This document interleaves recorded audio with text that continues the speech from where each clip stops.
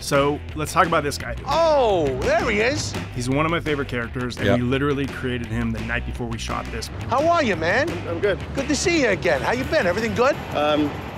That's right. This is a completely believable human being. Anarello Tonino. That was conceived just the day before because we lost the location, and you know, I kind of pulled a mustache and hair and makeup, kind of threw me in a wig. Yeah, that's what it was. It was the dance thing that I went to. Yeah.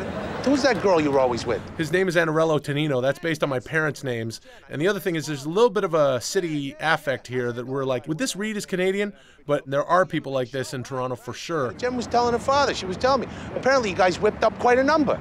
The other thing is, if we went with a, hey, how's it going? How are you? I know your dad. He's a guy. Yeah, la, la, la. I already look like Super Mario, so it would just tip everyone. It's like, oh, I've walked into your stupid stage play where you play Cannoli Mario, and I'm going to get to my dance rehearsal and not mess with you at all. Should eat you. Right, yeah. So my mom loves this character because she is Italian as well, from Chicago, and she says that there's literally this guy on every street in Chicago with a box of cannolis. Yeah. You want a cannoli?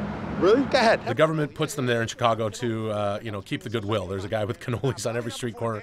This guy could show up at any sort of family function at the Sasso family household. No one would. And actually, what am I saying, this guy? When I show up looking like this, probably in 2 or 3 years, there's going to be no problems at all. Look at him hugging. He's a nice guy.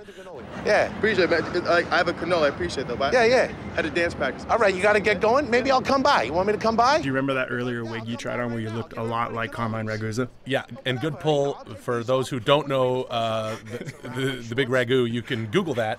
And if there's any Google results of that, it would be from a 70s sitcom called Laverne and Shirley. I happen to know you gave these cannolis to your aunt. I gave these specific cannolis to my Aunt Sarah and Rose, who live on Avenue, and they are 87 and 93 respectively. You gave your aunt's address away. Someone's going to show up. Are you Aunt Sarah and Rose? I hear you got cannolis. Yeah.